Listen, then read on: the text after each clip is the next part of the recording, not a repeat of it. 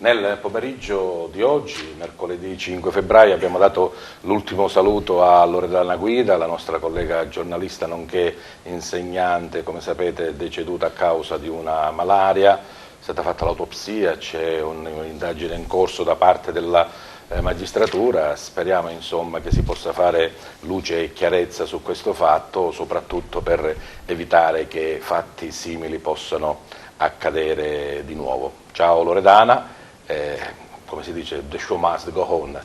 Noi continuiamo con il nostro percorso, il nostro target, ovvero il vostro salotto settimanale in prima serata mercoledì su Televideo Agrigento, l'LCN 92 del digitale terrestre in tutta la Sicilia e parte della Calabria meridionale. Ormai da un decennio parliamo e vi facciamo conoscere delle piccole, grandi realtà del nostro territorio in diversi campi della nostra vita, dal sociale, musicale, culturale, politico, medico, insomma veramente tutte quelle piccole grandi cose che necessitano anche dell'amplificazione che il mezzo televisivo può dare. Noi lo facciamo con piacere, lo vedete, ogni settimana ospitiamo veramente persone che hanno qualcosa da comunicare, qualcosa da dire, e dobbiamo dire anche grazie soprattutto a voi per il riscontro che ci date nel seguirci.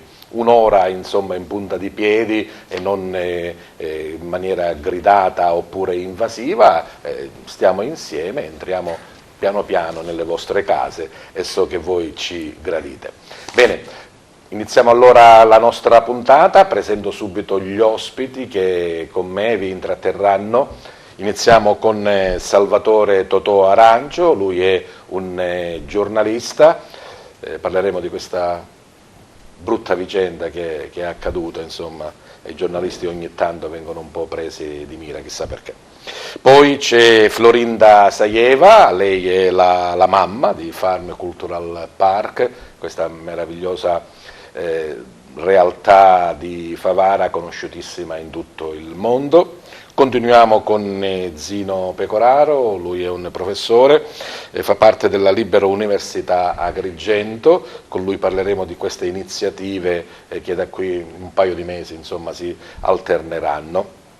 E poi un argomento che a me sta molto a cuore, anche sta molto di pancia, vediamo un po', magari così gli posso anche scroccare qualche consiglio a gratis. Lei è una nutrizionista, Rosa Tafuri. Proseguiamo con Santino Farrugia, assessore al comune di Raffadali, e per concludere il nostro ospite musicale Andrea Donzella, del quale poi sicuramente sentiremo la sua splendida voce. Bene. No, anzi male, perché voglio iniziare proprio con Totò, insomma, un increscioso episodio, ne hanno parlato tutti, direttamente o indirettamente, insomma, ha coinvolto giornalisti, autorità, enti sportivi e non solo. È stato buttato fuori dal campo, insomma, costretto ad allontanarsi perché non poteva stare a bordo campo. Totò, a mente serena, insomma, come vedi questo fatto a distanza di diversi giorni? Come l'ho visto all'inizio, diciamo, come soprattutto sei riuscito brillantemente a raccontare i fatti come sono andati, e quindi a distanza di giorni posso dire solo che continuo a ricevere attestati di stima, di solidarietà, e per questo vorrei prima di tutto ringraziare quanti, dai colleghi, dai politici e della gente comune, dagli amici, si è rivolto a me dicendo insomma soltanto solidarietà. È successo, speriamo magari che il direttore di gara in questi 3 giorni ha avuto un ripensamento, magari il tempo di riflettere e di meditare un po' su quello. Per chi non l'avesse seguito, Totò Arancio, un giornalista da oltre 30 anni, anche quando non era giornalista, segue soprattutto le vicende di calcio in giro per tutti i campi della Sicilia, lo vedete insomma, è sulla sedia a rotelle, quindi ha bisogno di particolari attenzioni anche dove essere fisicamente posto, insomma, per fare il proprio lavoro. Non ci sono mai state difficoltà e problemi che seguisse la partita a bordo campo, non per capriccio ma proprio per necessità, perché barriere architettoniche vietano e impediscono di andare lì. Non c'è mai stato problema, invece domenica scorsa l'arbitro ha detto no, lì non ci puoi stare, da dove sei entrato esci. Ma tu hai guardato con attenzione il regolamento? Perché noi vediamo in televisione che a bordo campo ci sono 200 persone, cameraman, giornalisti, steward, forze dell'ordine, raccattapalle, insomma un po' tutti, no? Io ritengo che se per 30 anni almeno, 20 da quando sono in carrozzina, il problema non è sorto, a volte qualche direttore di gara giustamente si è premunito soltanto di farmi presente che magari una pallonata potesse colpirmi e quindi c'è stato poi, abbiamo cercato una posizione migliore, certo, e per il resto non abbiamo avuto nessun problema, anche questo, anche perché lui non ha motivato il fatto dell'incolumità fisica, ma bensì che non ero iscritto nella distinta, e nella distinta lo sappiamo. Non ci puoi essere. Non ci può essere. Certo, per grandi eventi, probabilmente dico per grandi eventi, ma parliamo qui di eventi dove ci sono 20-30 giornalisti, c'è anche una lista di accreditati. Certo. Ma io di solito quando il direttore di gara sale per iniziare la partita o per prendere visione del terreno di gioco, presento il tesserino di giornalista, alcuni lo vogliono, altri addirittura dicono che mi conoscono e non c'è stato mai problema. Testimonianza ne sia che il direttore di gara che ha avuto modo di dirigere la finale di Coppa Italia, quando io ho detto guardi sono chi è lei, io lo so, stia tranquillo, tutto a posto. Per questo la situazione è stata così e dico ancora una volta che, ripeto, non era un problema appunto di eventuali danni, perché il custode del campo a un certo punto ha detto lo metto all'ingresso del tunnel degli spogliatoi dove c'è il cancelletto e quindi nessun problema. Dice no, deve uscire. E allora ho fatto 100 metri minimo di campo, quando lui ha visto che è stato chiuso il cancello, è stata messa pure la catena, allora ha dato il fischio dei finti. Bene, proseguiremo a parlare con il collega Totò Arancio anche di altre difficoltà che una persona diversamente abile può riscontrare, ma anche del fatto che sicuramente tante cose in avanti sono state fatte, tante modifiche alle norme, ma anche e soprattutto al buonsenso sono arrivate. Conosciamo, è conosciutissima in tutto il mondo, insomma non ve la devo presentare io, Florinda Sajeva, Farm Cultural Park, l'abbiamo incontrata diverse volte. Quest'oggi l'abbiamo invitata per un evento che ha Farm come centralità ma che coinvolge tutta la città, anzi proprio il progetto di architettura Sud Italy Architecture Festival è proprio finalizzato a questo, a coinvolgere tutta la città. Florinda. Assolutamente sì, è un festival di architettura incentrato proprio sull'importanza che l'architettura ha nelle comunità ed è un festival che nasce per la città di Favara. Per volontà del Ministero i territori coinvolti dovevano essere circoscritti, quindi ci avrebbe fatto molto piacere coinvolgere l'intero territorio agrigentino. Ma già coinvolgere tutta Favara? non è stato possibile anche nella realizzazione delle attività. Saranno 15 giorni di festa dove organizzeremo tantissime attività, soprattutto legate all'architettura, e coinvolgeremo un pubblico eterogeneo perché partiremo dai laboratori con i bambini piccoli, coinvolgeremo gli adolescenti ma anche i più grandi. Bene, parleremo anche dettagliatamente dei programmi, ma Florinda, tu sei stata mai buttata fuori, sei stata allontanata? No, io dico che talvolta il buonsenso va oltre ogni tipo di regolamento. Evidentemente l'arbitro in quel caso ha fatto prevalere il regolamento alla ragione. Se ce l'ho citato... Queste cose non sarebbero successe. Stavo dicendo proprio questo. No, per chi non lo conoscesse, il papà di Florinda è stato presidente della gloriosa Favara in Serie D. Professore Pecoraro, l'università della terza età, ma non c'è mai età per apprendere? Sì, l'università della terza età ad Agrigento nasce come emanazione dell'Auser, che è un'associazione, significa esattamente l'acronimo significa autogestione servizi, ed è il rapporto con il sindacato pensionati, quindi si occupa prevalentemente di curare l'aspetto fisico e l'aspetto mentale di chi è in pensione. No, università sui generis, nel senso che non si rilascia un titolo accademico? No, non si rilascia nessun titolo. Si propone, in questo caso specifico, il programma è prevalentemente culturale, però vengono organizzati anche dei corsi di attività, per esempio ludica, di sport o anche di inglese, e poi anche delle gite. Per esempio è previsto diamo solo un accenno al è previsto per esempio che nel mese di marzo al Massimo di Palermo danno il Nabucco. Allora l'attività dell'Università della Terza Età è che il professore Tesè, che è un esperto di lirica, verrà a proporci l'opera lirica, gli aspetti salienti di questa opera lirica. Vi prepara, insomma, e poi ci prepara, e poi andremo tutti con belli, con una gita, andremo a Palermo ad assistere alla rappresentazione del Nabucco. Benissimo. Questo è un aspetto. E poi parleremo anche di queste tantissime attività che fino a maggio, insomma, si protrarranno in diversi appuntamenti. Ogni settimana, il mercoledì, tranne nel periodo festivo, ci sono delle attività che sono proposte e realizzate da soci dell'Auser.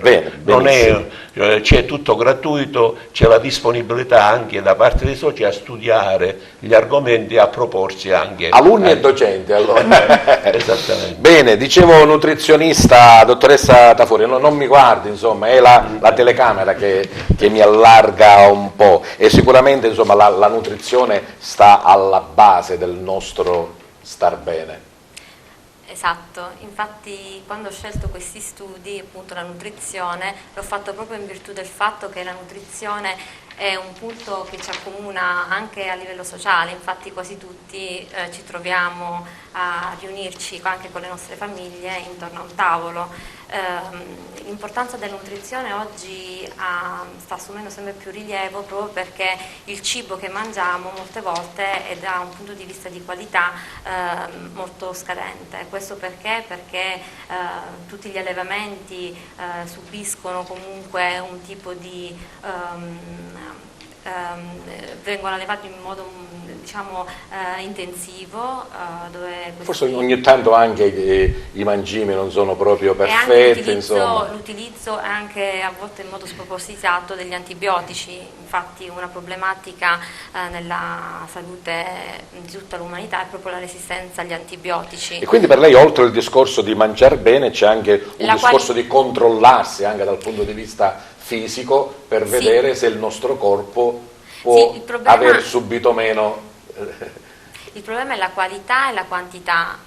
Purtroppo mangiamo del cibo che molte volte è scadente. Essendo scadente, la capacità anche di saziarci è veramente molto bassa, per questo aumentiamo la quantità. Parleremo con lei anche di intolleranze e anche di fare delle analisi o comunque delle ricerche nel nostro corpo per scoprire se in realtà abbiamo qualche problemuccio. Esatto, perché noi mangiando degli alimenti che possono crearci intossicazioni alimentari o intolleranze alimentari, quindi delle reattività a questi alimenti che appunto, come dicevo prima, a volte sono scadenti, possono creare delle reazioni avverse a livello del nostro corpo e quindi darci una sintomatologia anche lieve come meteorismo, flatulenza, gonfiore addominale, che in realtà però ci deve fare attenzionare insomma il problema. Bene, conosciamo anche il nostro ospite politico, però un politico tra virgolette, perché qua insomma trattiamo la politica un po' sui generis, ecco, non proprio nello specifico, ma soprattutto un amministratore, Santino Farrugia, del comune di Raffadali, assessore alla cultura e non solo. Siamo a fine mandato praticamente, assessore. Sì, dottore Moscato, intanto grazie, perché io sin da ragazzo ho voluto fare dei sacrifici e rimanere qua, perché era più semplice andare via, ma poiché credevo fermamente nel mio territorio e volevo che la mia gente crescesse, ho deciso di stare qua e a quel punto ho deciso di, nel mio piccolo, espletare le funzioni di amministratore, quindi candidarmi al consiglio comunale già dal 2007 che mi candido, perché volevo in prima persona dare il mio contributo. Perché è facile mettersi da parte e criticare, no? Esattamente, diciamo che il periodo che vive la Sicilia non è dei migliori purtroppo, un po' tutto il sud vive un periodo negativo, però se ciascuno di noi si impegna a fare del proprio, probabilmente si potrà migliorare anche questo territorio che ha delle potenzialità, e in particolare una potenzialità di questo territorio è la bellezza. E io sono onorato. E la bellezza salverà il mondo. Nell'Antico Testamento era scritto così. Io sono onorato di avere tra le mie deleghe quella alla cultura, perché sono assessore anche di altro, assessore al bilancio. Raffadali è uno dei pochi comuni che ha il bilancio in ordine, assessore alla polizia municipale, sono orgoglioso di esserlo perché è il fiore all'occhiello della nostra amministrazione, ma sono anche assessore alla cultura in un territorio, quello di Raffadali, che dista poco dalla Valle dei Templi, dalla Scala dei Turchi, che ha una storia sua e che può mano a mano trasformarsi in una città albergo. Ed è quello che a Raffadali stiamo cercando di fare per valorizzare in un'ottica, ormai si fa un gran parlare della cosiddetta green economy, no? Dell'economia sostenibile. Noi stiamo cercando a Raffadali gradatamente di portare avanti questo progetto della città albergo, di una città quindi che possa essere accogliente e che possa piacere ai propri visitatori. Bene, parleremo poi anche, ti chiederò un breve sunto, insomma, di quello che è stata l'attività di amministratore. Conosciamo anche il nostro ultimo ospite, il nostro ospite musicale, Andrea Donzella. Ciao Andrea, benvenuto. Grazie per avermi invitato, buonasera. Andrea è un cantante eccezionale, io l'ho sentito mentre preparavamo la base per la sua esibizione, è un non vedente. Ti porta difficoltà questa tua situazione, Andrea? No, assolutamente no, non trovo alcuna difficoltà. Ciò che è importante e fondamentale è prima di ogni cosa la passione. Cantare con passione, emozionarsi ed emozionare. E come diceva prima Totò Arancio, non trovare barriere mentali, perché esatto. Quelle fisiche si superano, fisiche si possono si superare, si possono demolire, ma quelle mentali purtroppo per demolirle ci vuole tempo. Quando hai iniziato, Andrea, a cantare? Dunque io ho iniziato l'anno scorso. Ecco, ho iniziato recentemente, sì, io credevo che recentemente. Cantavi da bambino sulla culla, no? Ho iniziato l'anno scorso presso una scuola di canto di Favara. La nominiamo, è la grande Arcadia. Angela Maniglia, sì, attualmente si trova a Sanremo perché fa parte, insomma, di uno staff tecnico, non siamo lì ancora a dare dei particolari, però c'entra Giordana, ecco, solo questo voglio dirvi. No, ma ho iniziato, a dire la verità, ho iniziato così per provare, più che altro per provare. Ma però già avevi la qualità innata, no? La bella voce, altrimenti che canti a fare? Allora, la musica è sempre stata la mia passione, però sì, sapevo di essere intonato, ma non sapevo di avere questo dono, insomma, questo dono di natura particolare. Le tecniche, sì, e tutto quello, insomma, che permette di uscire fuori quello che si è dentro. E dai primi vocalizzi abbiamo scoperto insieme con l'insegnante che io ho una voce da tenore. Bene, poi parleremo ancora di qualche tua esperienza in questo anno di attività e poi naturalmente più tardi ti sentiremo, naturalmente, altrimenti sì, che ti abbiamo invitato a fare. Ci proveremo.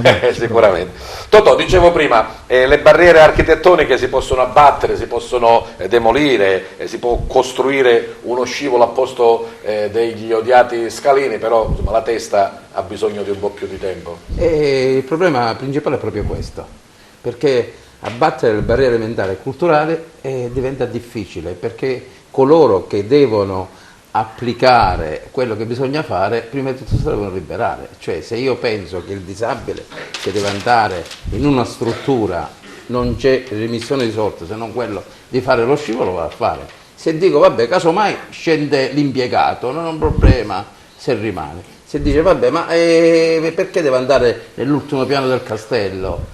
Non può vedere già se si può fermare al primo, eccetera. Quando invece inizia una cultura proprio che il disabile, le ruote della carrozzina fanno parte della persona come le gambe di un normodotato per camminare, allora non ci saranno più problemi, cioè queste barriere saranno sicuramente abbattute. Purtroppo Certo, c'è molta differenza anche in questo caso tra nord e sud, cioè sì, noi siamo ancora lontani 1000 miglia. penso proprio di sì, anche se noi siamo, diciamo, un popolo che ha maggiore sensibilità. Se io poi prendo naturalmente come prova la mia persona. Certo, la tua esperienza certo, personale. se io mi fermo e sto per scendere la carrozzina, magari 5-6 persone mi dicono se ho bisogno d'aiuto, però tra virgolette sono Totò che è una figura, diciamo, conosciuta, che sa che è disabile, che sa soprattutto che io ho un carattere molto forte, diverso, cioè se io mi devono prendere 3-4 per portarmi all'ultimo piano della tribuna in un campo dove non vedo niente, lo chiedo io di andarci. Ci sono determinati invece disabili e delle persone che hanno una sensibilità diversa e che questo li porta un po', insomma, a chiudersi, quindi ad evitare di essere un po' esposti. So che tu da un po' di tempo a questa parte, insomma, fai anche un po' dei giri nelle scuole, nelle associazioni, per portare avanti la sensibilizzazione all'abbattimento di queste barriere. Ma io ho detto sempre che parlare della propria malattia non è una vergogna, anzi aiuta gli altri ad aprirsi, perché il disabile di solito, o la persona che ha un problema, si apre di più con il suo simile che con il normodotato. E allora vedere a volte che io, che faccio il giornalista, mi infilo tra la folla, cerco la prima fila, non per essere in prima fila, ma perché se si alzano non vedo niente, quindi devo andare in prima fila, come succede in chiesa, dice sempre in prima fila, se non si alzano io non vedo niente. E quindi a volte proprio dico che voglio essere d'esempio per quanti ancora non riescono a superare questo problema. Io ho conosciuto amici anche al centro di riabilitazione Santa Lucia. Certo, io parto sempre da un presupposto che io sono disabile dalla nascita, quindi convivo con l'handicap quasi da 60 anni, quindi per me sono cresciuto così, poco differenza. È la tua normalità. La mia normalità. Capisco che chi fino a ieri all'età di 20 anni, di 30 anni giocava al pallone e adesso si trova inchiodato su una sedia a rotelle, diciamo, la reazione è completamente diversa. E poi io dico sempre che ho questa forza, questa voglia assolutamente di rompere le vecchie tradizioni. Passi se ne sono fatti, soprattutto tornando a quelli mentali, perché una volta la famiglia disabile che aveva un figlio disabile lo nascondeva. Sì, era una vergogna. Era una vergogna. Oggi le giovani coppie no. Le giovani coppie chiedono, si battono per i diritti dei disabili, che non sempre arrivano con ritardo, però bisogna andare su questa strada, cioè sulla strada di chiedere i diritti, non i privilegi, ma i diritti, che sono, le leggi ci sono, ma abbiamo affrontato questo argomento anche con altre persone, rappresentanti di associazioni, di istituzioni, dello stesso distretto sanitario, e tutti ci hanno detto che in Italia praticamente forse c'è il miglior welfare, le migliori leggi per la tutela dei diversamente abili. Sì, però i ritardi. Poi ci sono i Bisogna ritardi, poi bisogna applicarle, visto che l'occasione, siamo partiti come argomento dal direttore di gara e scendiamo su questo terreno, ti ringrazio perché mi dai l'occasione per dire, ad esempio, ci sono dei finanziamenti che risalgono al 2015 da parte del distretto sociosanitario, di cui fa parte anche il comune di Favara, che sono bloccati, che non si riescono a sbloccare, che i comuni, proprio perché aspettano le riunioni del distretto di uno, noi abbiamo chiesto come associazione, di cui faccio parte, e altre associazioni della provincia, che vengono eliminati i distretti e che se a Favara o a Raffadali spettano 100 euro da dividere ai disabili, arrivano direttamente al comune e il comune, attraverso una lista, attraverso i bisogni del disabile, perché siamo tutti disabili, ma ognuno ha un proprio bisogno di assistenza. C'è quello che ha bisogno di più, quello che ha bisogno di meno. In ogni caso, per chiarire una volta per tutti anche sulla questione 104 non significa avere un familiare moribondo, ma significa che non riesce a svolgere gli atti quotidiani della vita, Io sto parlando, sono su questa sedia, faccio il giornalista, giro, ma se per salire sulla macchina, se non ho qualcuno che mette la carrozzina nel cofano, non posso stare solo. E quindi dici, questo che cosa è buono, solo un po' camminare. No, non è così, perché ognuno ha bisogno di una propria assistenza. Ecco perché il disabile, pur avendo 104, si dice che ognuno ha bisogno di una propria assistenza. Proprio c'è il PAI, che il PAI è un programma individuale per ognuno dei disabili. Secondo l'esigenza io ti do tot. Certo. Bene, grazie Totò, e soprattutto complimenti per questa tua grinta, insomma noi ci conosciamo da 40 anni e so insomma il tuo grande valore. Ritorniamo a Farme, ritorniamo a Favara, per 15 giorni sarà veramente al centro, sarà l'ombelico del mondo dell'architettura. L'architettura vista però con un occhio particolare, Florinda. Qual è quest'occhio? L'architettura in questo caso diventa uno strumento per fare leggere territori in maniera diversa. In questi anni Favara sicuramente ha visto tanti progressi, però questa volta vogliamo che la comunità intera partecipi a questo processo, e uno degli obiettivi è quello di comunicare e diffondere l'architettura di qualità anche alla gente comune, la gente che normalmente non si occupa di architettura. E proprio oggi abbiamo incontrato un sociologo urbano che interagirà con noi in questi 15 giorni e gestirà alcuni incontri e lavorerà insieme ai cittadini sull'importanza che hanno i luoghi nella vita di ognuno di noi, perché spesso vivere in un luogo bello, in un luogo salubre, ci aiuta a vivere meglio. Peraltro questo sociologo è proprio di Messina, l'altro ieri sono usciti report sugli abitanti che abitano nelle baraccopoli di Messina, vivono mediamente 7 anni in meno. E questo comunque è un dato molto, molto importante e che in qualche modo ci deve fare riflettere. Tra le foto che avete diffuso voi nella presentazione di questi 15 giorni del SI, del Sud Italy Festival dell'Architettura, c'è una Favara un po' trasformata. Il vostro grafico insomma è stato così bravo da inserire degli spazi verdi in diversi tetti della città. Volete una Favara più green? Assolutamente sì, quel progetto si chiama Parkifying ed è la volontà di parchificare le città. Fino ad ora in controtendenza a quella che è l'Agenda 2030, e soprattutto nella parte est del nostro pianeta il vocabolo più ricorrente è land reclamation. Si ruba territorio alla natura, ai mari per costruire. Noi vogliamo lanciare un messaggio in controtendenza, iniziamo a fare diventare verdi le nostre città. A Favara ci sono tantissimi immobili abbandonati, tantissimi tetti dove vediamo spesso le vasche blu, e ci auguriamo che quelle vasche possano diventare dei tetti verdi che in qualche modo possano restituire ossigeno alla nostra città.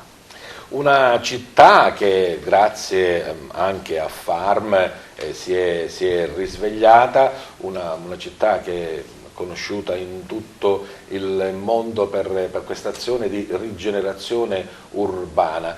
Mi è piaciuto l'altra volta vedere e constatare, parlare anche Andrea Bartoli, il tuo marito, di questo accostamento con un'altra grande città degli Stati Uniti, che forse vive o viveva lo stesso dramma di Favara, ovvero l'abbandono, naturalmente con numeri proporzionalmente molto più grandi. Stiamo parlando della città di Detroit. Sì, Detroit è una città che è passata dai 2 milioni di abitanti ai 700.000 e vive assolutamente questo stato di abbandono. Però una cosa che noi riprenderemo proprio all'interno del festival è la relazione pubblico-privato, anche facendo tesoro di quello che stanno facendo a Detroit, perché spesso da noi quando si parla di relazione pubblico-privato si vede sempre l'aspetto negativo e l'aspetto del malaffare. Invece le grandi città... Il pubblico che non va niente, il privato che ci mette di suo... Sì, il privato no, ma tante volte queste relazioni sono delle relazioni diciamo malate. quando il privato si insinua dentro il pubblico. E invece in molte città ci hanno insegnato, soprattutto le città americane, che questo rapporto tra il pubblico e il privato deve essere un rapporto virtuoso. E Detroit sta vivendo un momento di rinascita proprio perché Dan Gilbert, che è un abitante di Detroit, ha iniziato a investire su una parte della città e il comune comunque ha concordato delle politiche che in qualche modo potessero favorire la rinascita della città.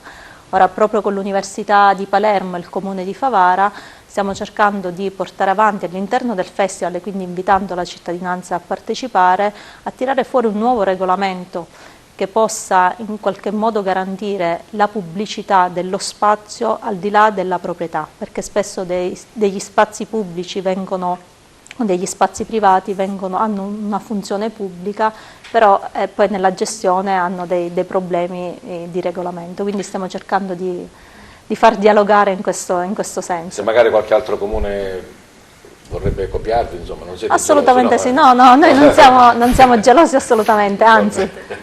Bene, allora ci fermiamo un attimo nella discussione, perché come avevo detto abbiamo la bellissima voce di Andrea, che ci deve insomma deliziare con la sua grande voglia soprattutto di cantare. Poi ci sono anche due momenti diversi. Diamo l'altro microfono per il momento prima, Santino, grazie. Sì.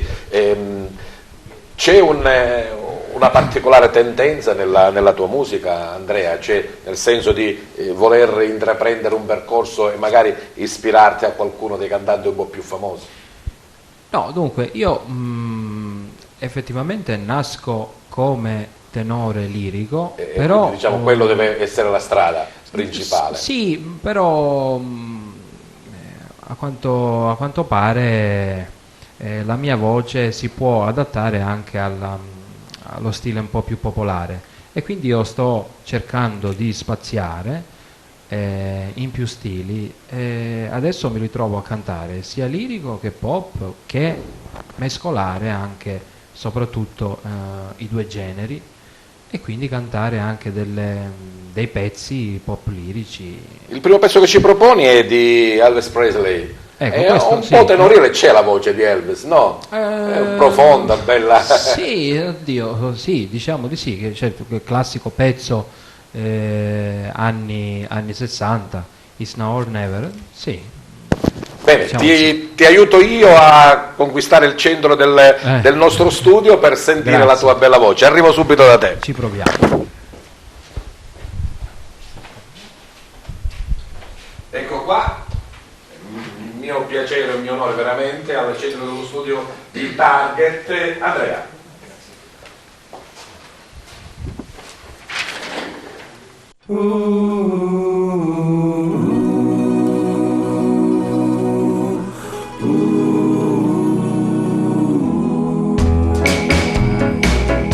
It's now or never.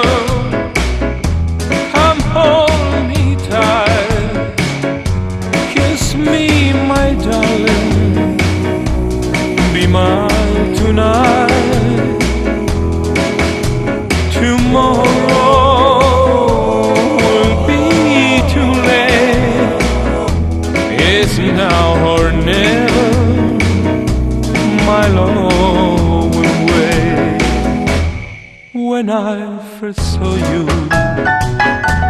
with your smile so tender, my heart was captured, my soul surrendered. I spent a lifetime waiting for the right time. Now that you're near, the time is here at last. It's now or never. Come hold me tight, kiss me, my darling, be mine tonight. Tomorrow will be too late. It's now or never, my love. just like a willow. We will cry an ocean if we lost through love, as with devotion. Your lips excite me, let your arms invite me, or who knows when we'll meet again this way. It's now or never, come hold me tight, kiss me my darling, be mine tonight. Tomorrow will be too late. It's now or never, my love will wait. It's now or never, my love will wait. It's now or never, my love. It's now or never, my love and wait. Bravo, bravissimo Andrea.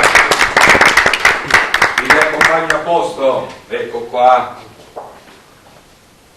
Rieccoti.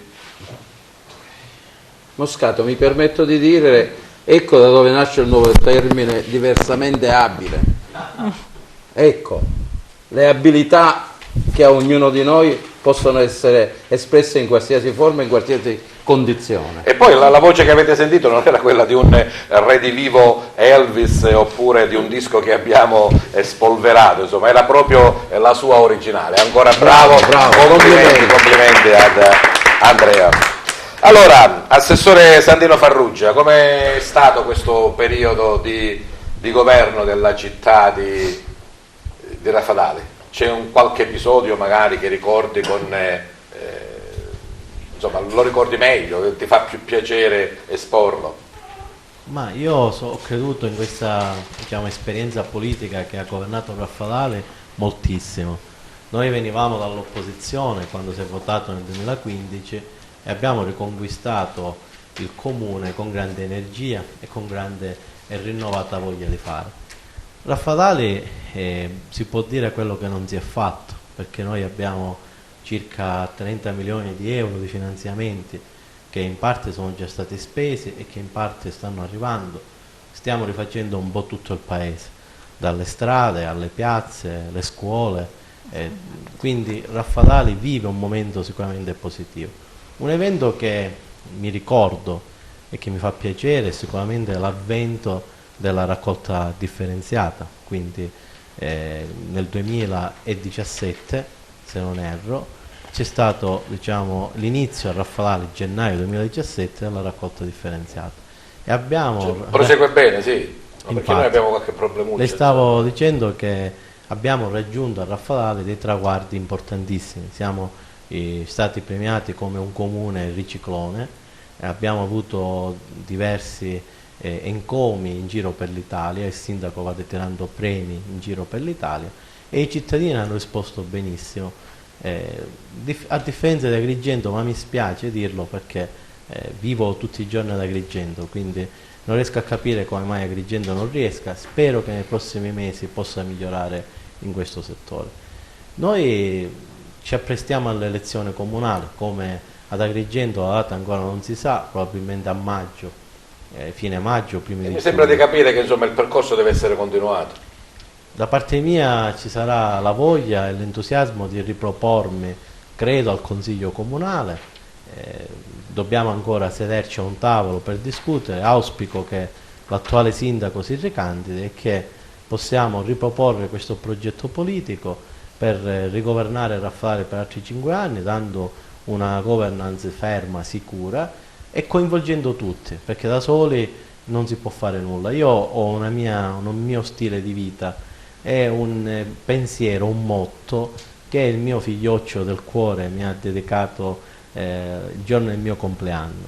Ci si salva e si va avanti se si agisce insieme e non solo uno per uno, e quindi questo è sempre stato il mio motto di vita. Io spero che le associazioni, le varie realtà che movimentano il nostro paese si possano collegare col nostro progetto, che nasca un nuovo grande progetto da qua a qualche mese che porterà il nostro sindaco attuale a ricandidarsi, a essere rieletto, e io farò parte anche un po' spazio di un po' di campagna elettorale, anche se insomma ancora non siamo entrati proprio nel vivo delle cose. Io mi ricordo che proprio qualche anno fa avete rispolverato uno dei vostri simboli per eccellenza, ovvero il pistacchio, e con il Fastuca Fest, insomma, avete richiamato un po' di persone. Io mi muovo sempre armato di pistacchio, perché è il nostro simbolo ormai.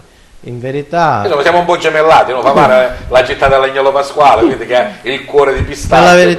Per la verità io voglio ringraziare i ragazzi dell'associazione Pistacchio Raffadale, perché hanno avuto un grandissimo intuito, grazie anche alla regione siciliana, che in questo caso si è fatta anche partecipe, perché Raffadale non era la città del pistacchio, cioè Raffadale era una città dove c'era il pistacchio, dove c'erano i commercianti della mandorla del pistacchio, dove c'erano delle attività, la trasformazione. Esattamente, ci sono delle attività importanti, famose, che qua non posso dire, ma che sono conosciute da tutti, però era la città del macco, cioè era la città allora, di questa pietanza, questa crema di fame, no?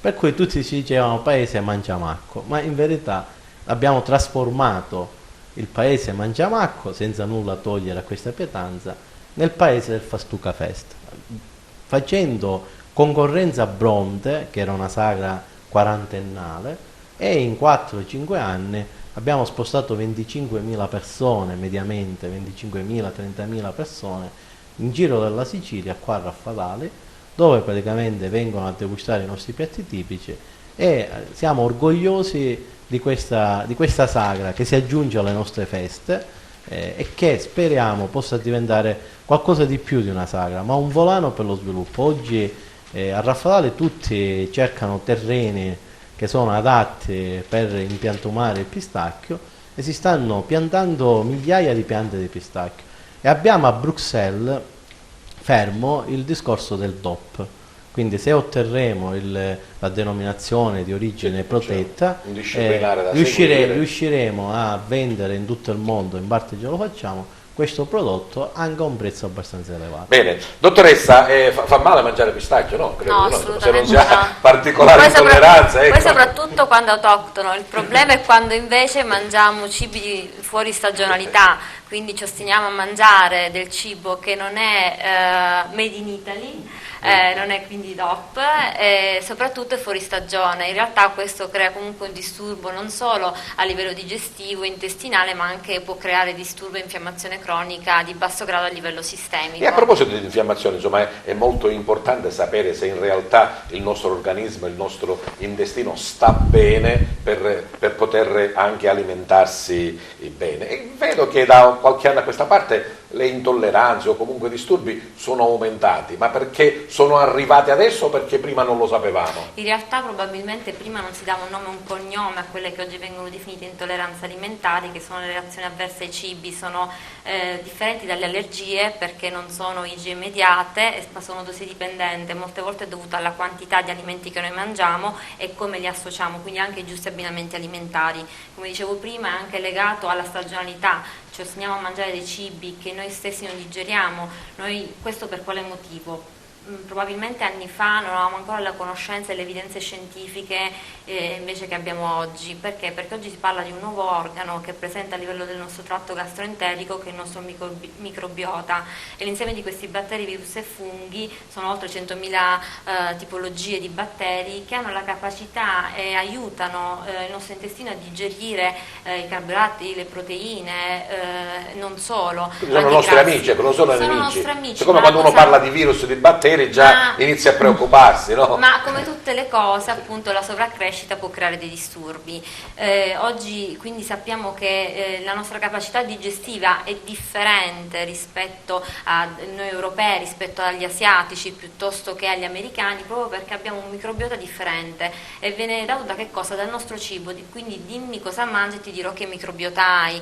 Noi europei sicuramente abbiamo un microbiota differente rispetto agli asiatici, per questo motivo abbiamo fatica a digerire degli alimenti che sono tipici di quelle zone. Per iniziare a fare uno screening, diciamo, per vedere un po' come siamo combinati, bisogna fare che cosa? Un'analisi di sangue? Allora, ci sono delle cose particolari, diciamo, sono fiera di appunto comunicare che da circa un anno qui ad Agrigento è nato questo centro, che è il centro NAMIP, che è un acronimo di nutrizione, analisi cliniche, medicina integrata e patologia clinica, dove appunto è rappresentato dalla dottoressa Milione Maria, che è un medico internista, osteopata, omeopata, si occupa di ozonoterapia, e da me, che sono dottoressa Tafuri, mi occupo di nutrizione e di patologia clinica. Il centro è nato proprio perché abbiamo voluto dare alla cittadinanza di Agrigento questo centro multivalente che si occupa prevalentemente di problematiche intestinali, ma non solo, come dicevo prima. Ma questo perché? Perché l'intestino oggi viene anche definito il centro della nostra salute, in quanto in base a ciò che mangiamo possiamo avere delle ripercussioni a livello sistemico. Questo perché? Perché l'80% del sistema immunitario è a livello intestinale, quindi nel momento in cui noi mangiamo del cibo aggressivo, del cibo contaminato, ricco di pesticidi o di contaminanti, questo può aggredire la nostra mucosa intestinale, alterare le nostre pareti intestinali e il nostro microbiota, quindi creando una vera e propria disbiosi. E naturalmente non basta solo un po' di enterogermina per aggiustare il tutto, insomma. Oggi gli studi ci dicono che non è bastevole questo. Perché? Perché un'infiammazione cronica di basso grado nel tempo può andare a slatentizzare delle problematiche non solo intestinali, ma anche a carico degli altri apparati, proprio perché ci può essere un passaggio di queste tossine, di questi batteri, di questi metaboliti pro-infiammatori che possono andare in circolo, quindi attraverso il nostro circolo sanguigno, e creare delle infiammazioni croniche di basso grado. Poi ci sono anche le intolleranze, insomma, la più conosciuta è il glutine, sicuramente, insomma, quindi... ma sicuramente legato al fatto che oggi il cibo, come dicevo prima, è un cibo non c'è abbastanza... più grano di una volta, diciamolo francamente. Purtroppo molte volte le etichette sono ingannevoli, e quindi il problema è purtroppo il fatto di mangiare fuori, perché la problematica è anche i ristoratori fanno delle scelte in base al costo e alla qualità della farina, che è appunto a volte molto scadente. Prima quindi una io preferisco bella fetta di pane e Nutella Nutella proprio la no. nostra alimentazione. Adesso la invece Nutella proprio no, Nutella fuori, pane, c'è il glutine, che facciamo? No, la Nutella proprio no, però sicuramente voi avete un gran antico che è la farina Tumminia, che è una farina di alta qualità, quindi avete, ed è della vostra regione, un po' di miele, allora, un po' di miele assolutamente biologico, lo consiglio. È da preferire, la mattina, anche perché comunque il secondo problema, anche legato alle sindrome metaboliche, a questo aumento di peso, è legato alla cattiva alimentazione e al poco movimento. La cattiva alimentazione è legata anche a quando mangiamo. In realtà prima quello che viene detto è cercare di fare una colazione da re, un pranzo da principi e una cena da poveri. Noi facciamo invece tutto il contrario, perché anche la mattina un caffè, a mezzogiorno un'insalatina e a la sera vai. L'aperitivo, cena e dopo cena, e quindi tutto, e poi non facendo attività fisica, questo crea... Ho capito. Professore Pecoraro, noi siamo zitti, ci mettiamo da parte, sono stato messo male, sono stato collocato male. No, ma io quello che dico sempre è cercare di mangiare bene. Nutrirsi è diverso da alimentarsi, perché la nutrizione vuol dire fare delle scelte intelligenti. Nel momento in cui sei cosciente di queste scelte che puoi fare, allora hai l'opportunità di tutelare la tua salute, perché la prevenzione si può fare a tavola, quindi per quale motivo non farlo?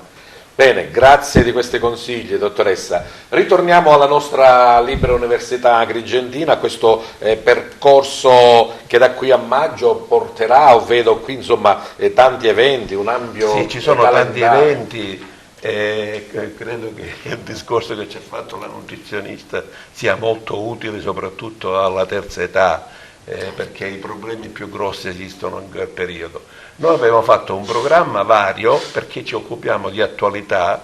Per esempio c'è stato un incontro, una relazione tenuta dal professore Sciortino, che si è occupato del problema dei sovranismi dell'Europa, dell'idea di Europa. Poi per esempio una cosa curiosa e interessante è nell'ottica di Agrigento 2020 ci saranno delle conferenze sulla storia di Agrigento, quindi Agrigento romana tenuta da archeologhi e studiose del parco archeologico, Agrigento araba. Poi c'è stata una interessante conferenza sui giardini di Agrigento, molti giardini sono andati persi, compresa la famosa Villa Garibaldi, e ci sono studiosi che si sono occupati anche di giardini sia pubblici che giardini privati. Per esempio un bellissimo giardino era l'Hotel des Temples, che aveva una vegetazione curata, molto curata, con piante esotiche che venivano da tutto il mondo. È una cosa interessante. Poi un'altra cosa sono anche la cura rivolta alla musica. Per esempio ci sarà un esperto di musica che si occuperà della produzione musicale degli anni 60, poi 2 conferenze di carattere letterario che io terrò particolarmente, una che riguarda i 100 anni della nascita di Gesualdo Bufalino, con il riferimento a uno del capolavoro di Gesualdo Bufalino, che sono Le menzogne della notte, e poi i 95 anni della pubblicazione dei Dorsi di Seppia di Montale. Farò un incontro su questo argomento. Poi c'è un'altra cosa interessante che abbiamo visto l'anno scorso di una studiosa, credo che sia di origine di Favara, mi pare, Jessica Alessi, che si occupa marina. dello studio dei delfini, Sì. del passaggio Biologa marina. dei delfini nella zona di San Leone, e ha proposto dei documentari veramente belli. Quest'anno l'abbiamo riproposto ancora una volta. Quindi un'università insomma che spazia veramente vari campi. in Serve tanti campi. più che altro. Leggo qua, è anche molto interessante, dico, mi piacerebbe, se ho tempo vengo anche se non sono nella terza età, sarebbe 75 a salire? No, ma 60, diciamo. 60, Troppo Diciamo- vicino. Si è allungata l'età, quindi Non possiamo scrivere. No, dicevo Ma è dei libera, ognuno può benefici fare- della relazione uomo-animale. Ecco, questo Questa è pure un interessante, la perché pet therapy. questo aspetto lo consigliano molto, l'ipoterapia per esempio è molto accettata, perché in questa età, soprattutto quando si chiude il ciclo, io parlo per esperienza del ciclo dei figli, che io sono nonno, no? Quindi naturalmente si passa una certa fase, si avverte molto la solitudine, e quindi diciamo rivolgere l'attenzione a un animale, e gli animali sono generosi, Amici non sempre, sono ipocriti, amici non sono sempre. ipocriti come gli esseri umani e quindi insomma credo che sia una terapia utile soprattutto in questa età, ma anche lo studio diceva che Cicerone, credo che dicesse questa frase, che l'antidoto alla senilità, alla vecchiaia, fosse il giardino e i libri. Giardino e libri. E quindi la lettura, lo studio, e poi a un certo punto vi è anche la relazionalità, perché noi ci incontriamo, facciamo questa gita, poi concludiamo l'anno sociale con un incontro, con la cena. Oggi per esempio io sono qua, però Sempre a tavola si finisce però. Sempre a Come tavola dicevo si prima. finisce. però Vedremo cerchiamo cosa di evitare mangeremo. ristoranti, perché c'è per esempio quest'anno si è aperto questo versante interessante, c'è Don Baldo Reina che parla riguardo un tema biblico, quindi c'è questo interesse anche nei confronti Corrono senza un incontro. affannarsi, camminano senza stancarsi. Ecco, questa il è la tema di relazione Don che Baldo. terrà oggi. Poi ci sarà pure una relazione sui sovranismi e l'Europa, tenuta dal professore Sciortino e dal presidente emerito del Tribunale di Enna, il dottore Salvatore Cardinale, che insomma, più di una volta ha preso parte a iniziative di questo genere. Bene, bravi, complimenti veramente. L'unica cosa, 60 anni non me lo dovevi dire, non me lo dovevi dire. Comunque è libera, si svolgono le attività, si svolgono presso la biblioteca Museo Pirandello, che si trova in via Imera, ogni mercoledì alle ore 16:30. A partire da oggi fino a tutto maggio ci saranno questi incontri come dire, culturali, ma anche rilassanti, perché certi argomenti non sono insomma, solo per specialisti, ma sono argomenti alla portata di tutti. Per stare assieme è sicuramente e una cosa molto incontrarsi, perché poi a un certo punto la relazione poi producono la fase del dibattito. Vi sono degli interventi delle persone che sono presenti, e quindi si amplia un po' l'orizzonte culturale, gli interessi sono vari, molteplici, e quindi in qualche modo si trascorrono delle gradevoli serate. Bene, ritorniamo alla nostra architettura. Florinda, non abbiamo parlato dei bambini. No. Cioè, tu hai una scuola di architettura di bambini, Sì, insomma, le hai messo un po' da parte, no? No, Saranno assolutamente. presenti nel festival? Saranno i protagonisti del festival, peraltro. Si chiama SOA, è una scuola Si di chiama architettura per bambini, sì, per i bambini dagli 8 ai 12 anni, anche se quest'anno con grande sorpresa avevamo un gruppo di ragazzine che compiva 13 anni, erano molto dispiaciute, quindi noi le abbiamo promosse a tutor junior. Ecco. E poi un'altra esperienza che stiamo facendo quest'anno con i bambini è SOA a domicilio, perché comunque vogliamo dare la possibilità a tutti i bambini di partecipare alle attività, quindi sia con una scuola di Favara ma anche con una scuola di Agrigento stiamo facendo delle attività. E SOA sarà protagonista proprio del festival di architettura. Avremo il Greta Thunberg Pavilions. Viene lei, no? No, però diciamo che... No, meno male, altrimenti sai che... No, abbiamo un padiglione curato dal Politecnico di Milano insieme al professor Marco Imperadori e a Salvatore John Liotta, che è un'intelligenza favarese di cui andiamo molto orgogliosi, e poi verranno fatti tanti laboratori anche in giro per la città.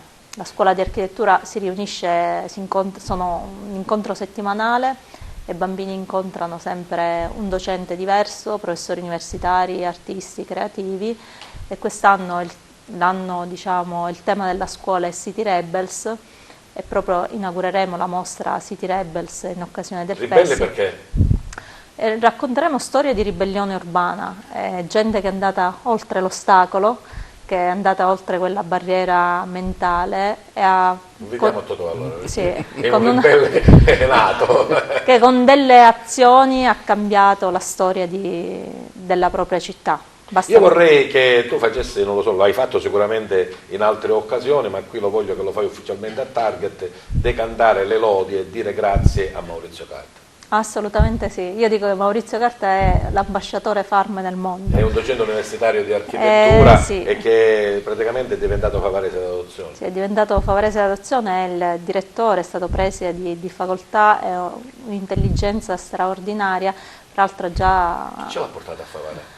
Non lo so, lui peraltro... La sua prima volta a Favara, lo scopriremo. Lo scopriremo, credo che sia arrivato tanti anni fa, lui a Favara, si trasferirà per 15 giorni, abbiamo già preso casa per Maurizio, e con lui diciamo che sta aiutando molto, al di là di Farm, essere ambasciatore di Farm, lui è un ambasciatore di Favara, perché sta aiutando veramente la città a fare poco alla volta dei passi avanti per progredire. Totò, ti senti veramente un po' ribelle tu? Un po' fuori dagli schemi normali? Ma a dire la verità non è che si vedono, io ho fatto sempre anche una riflessione, no? Quando ci siamo ribellati per fare dei scivoli, per fare strutture per disabili, poi alla fine mi chiedo, spero che con la nuova cultura, le nuove famiglie eccetera eccetera, che i disabili possano partecipare di più alla vita sociale del territorio, non soltanto a feste organizzate esclusivamente per disabili. Il disabile, dico, che deve essere integrato nel suo complesso.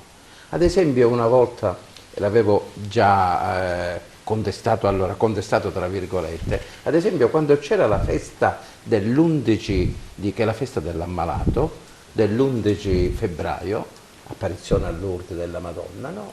E partecipavamo a queste messe, disabili tutte da una parte, normodotati tutti da un'altra parte. E io volevo stare dall'altra parte, non perché non accettavo di stare là, perché questo sistema non mi piaceva. Quando si è insediato il nostro cardinale, Don Franco, la prima volta Don Franco dice: scusa, perché questi disabili da una parte e le famiglie dall'altra? Iniziamo a mischiare tutto. Ecco, allora io dico che se la presenza del diversamente abile è molto più evidente, da lì può nascere l'esigenza veramente di abbattere tutte le barriere architettoniche, perché c'è questa esigenza. Se al castello di Favara, prendo l'esempio, ci vado soltanto io, alla fine il problema a me lo risolvono, mi prendono e portano dentro. Prendono di peso e ti fanno entrare. L'ascensore ad esempio al comune di Favara è rimasto guasto per tanto tempo. Io devo ringraziare la sindaca, scendeva lei, però se c'erano 10 disabili ad esempio che dovevano salire il problema magari veniva risolto. E quindi io invito tutti, le famiglie, gli amici, di coinvolgere quanto più possibile il diversamente abile, di non farlo sentire una persona diversa, ma bensì come tutti gli altri. Dico l'ultima cosa, ad esempio noi abbiamo parlato e ci siamo battuti anche affinché nei ristoranti non venga, o nelle strutture private, non si dica bagno per disabili. Perché per disabili? Il bagno si fa normale, con la porta alle misure. Certo. Allora è il bagno per tutti, no? Per i disabili, sempre questo distintivo. Albergo, stanza per disabili. Perché stanza per disabili? Stanza dove può prodare chiunque. Posso andare io perfettamente in una stanza, in un bagno, dove tutti possiamo entrare pari a non modotati. Ecco, togliendo forse questo concetto, questa cultura, il mondo sarà in discesa anziché sempre in salita. A proposito di questo, puoi coinvolgere anche Andrea, a proposito diciamo della diversa abilità. Una volta è stata fatta anche qui da noi una cena al buio. Sì. Hai partecipato o hai eventi simili, Andrea?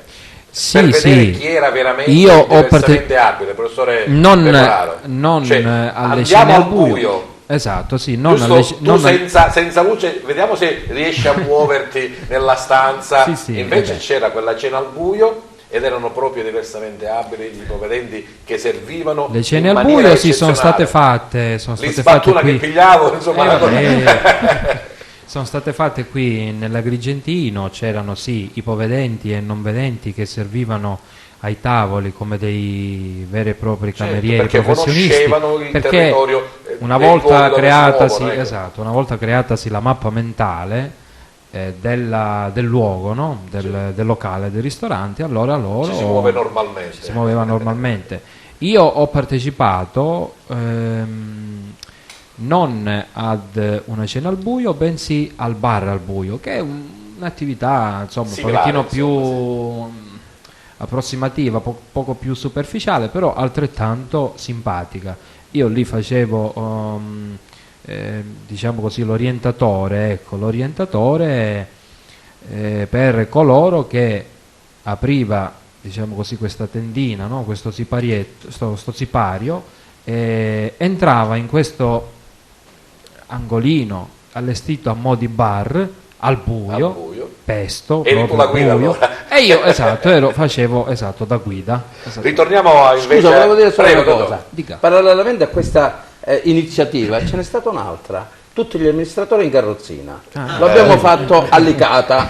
Io ero sempre il primo perché riuscivo il sindaco o i suoi amministratori e gli amici dice sì, ma ora marciapiede cosa facciamo? Ha visto? Allora prova dentro in carrozzina e poi mi dici. Ecco, questo è stato anche un modo bello con il sindaco lì di Licata. Ritorniamo alla voce e alle canzoni di Andrea. Andrea, hai già avuto modo di esibirti in pubblico, di partecipare a qualche contest? Ho partecipato, raccontaci qualcosa. Ho partecipato in dei contest provinciali, laddove magari A volte sono arrivato primo, a volte anche secondo, come di recente ho partecipato ad un contest molto importante dove c'erano come giurati delle persone veramente di tutto rispetto, dei discografici che scrivono, che lavorano e scrivono musica, canzoni a livello professionale? Sì, per Marco Mengoni, insomma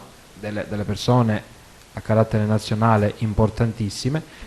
In questo contest io sono arrivato secondo, però si dice che i secondi hanno sempre più visibilità e vanno avanti a Sanremo, insomma, ancora più dei primi. importantissimi. Ci consoliamo così.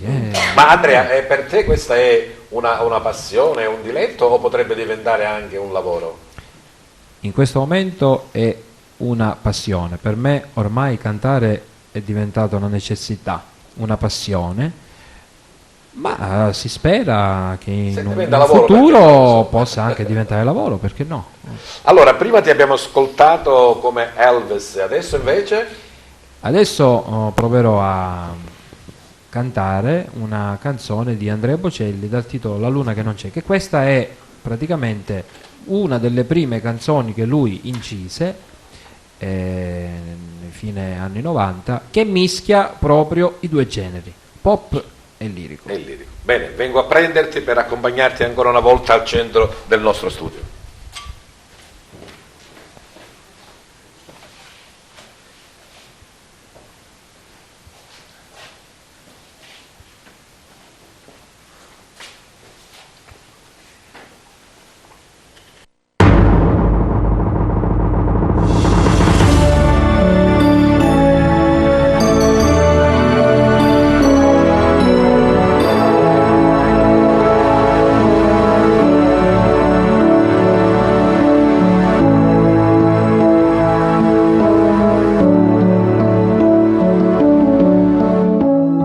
Conosco te la nostalgia che ti sorprende all'improvviso.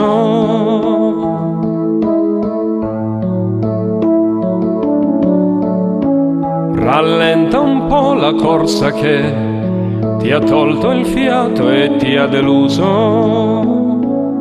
Se il mondo intorno a noi non ci assomiglia mai, dividilo con me ed io lo prenderò e lo scaglierò lontano. È chiara nella sera, tu sarai la luna che non c'è, nell'aria più leggera, la tua mano calda su di me. Forse non immagini nemmeno quanto è grande questo cielo, quanto spazio c'è qui dentro me, e ci sarà adesso che mi vuoi così anche tu.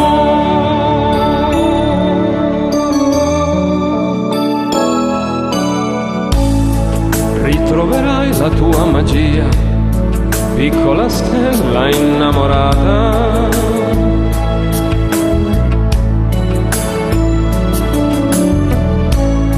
Per quanta notte ancora c'è in questa notte appena nata, il buio porterà con sé i fantasmi suoi, e se non dormirai io ti ascolterò e ti stringerò più forte. Chiara nella sera, tu sarai la luna che non c'è. Con quanta tenerezza ti avvicini e ti confondi in me. Forse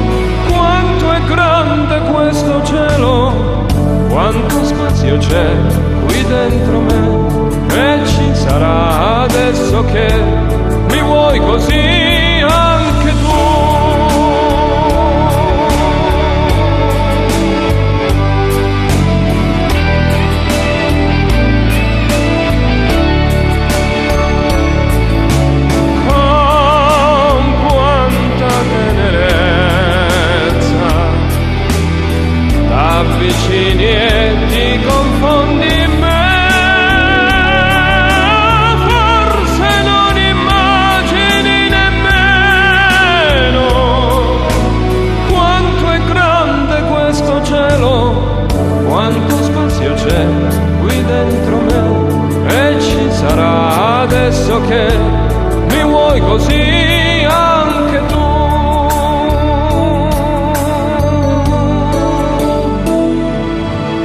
Adesso che mi vuoi così anche tu.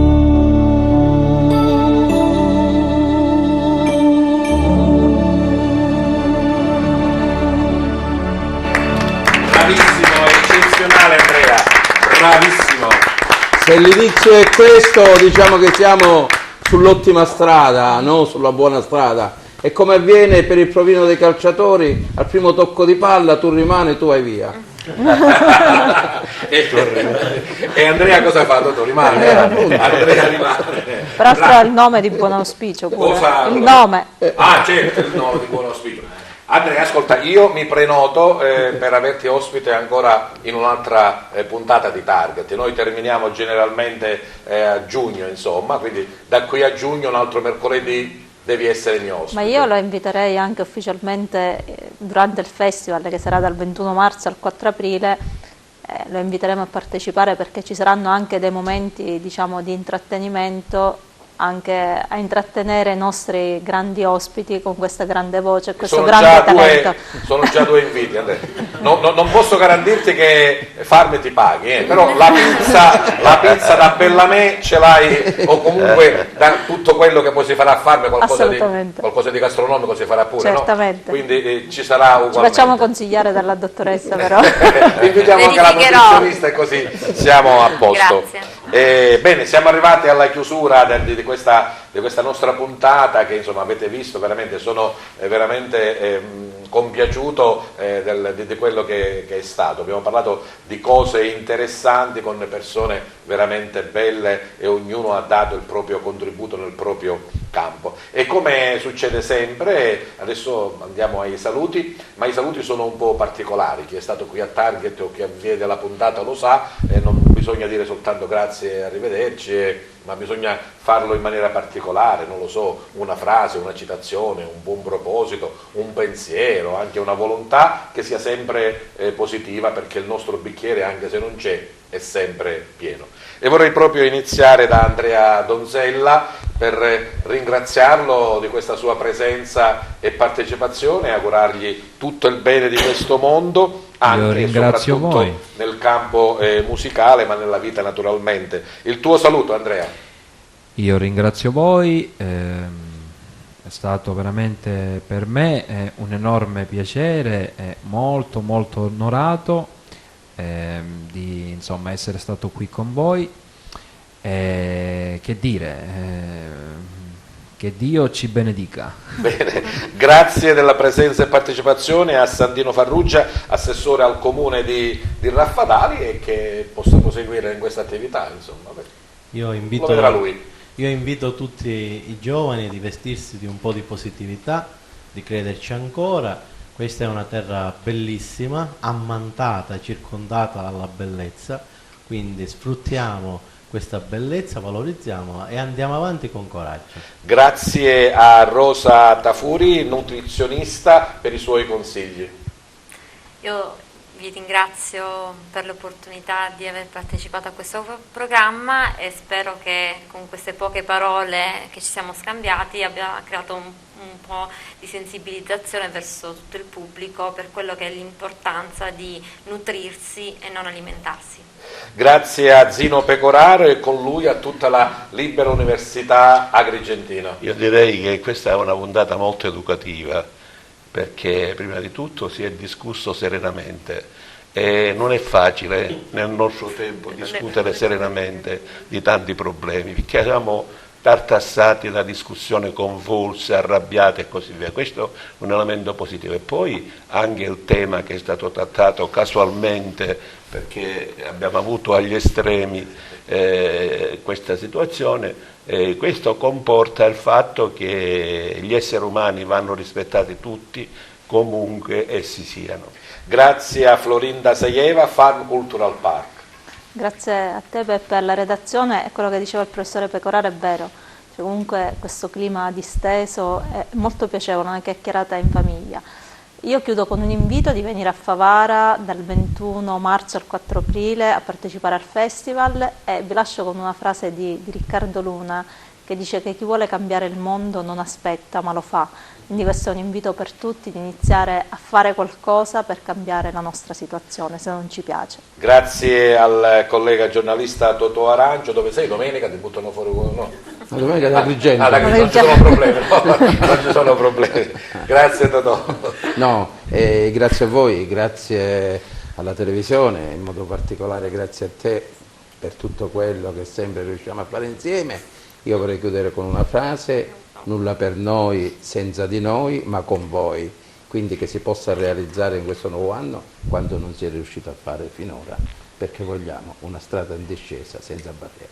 Grazie della vostra presenza e partecipazione e grazie soprattutto al nostro gentile pubblico che anche questa volta ha avuto la bontà di seguirci. Buona serata a tutti.